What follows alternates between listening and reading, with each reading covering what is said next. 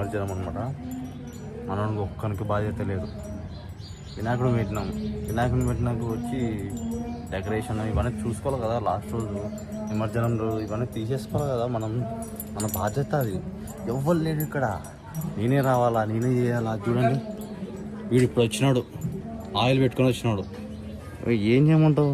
ఒక్కడు లేడు, నేనే చేసుకోవాల్సి వస్తుంది అన్నీ. ఏం జీవితం,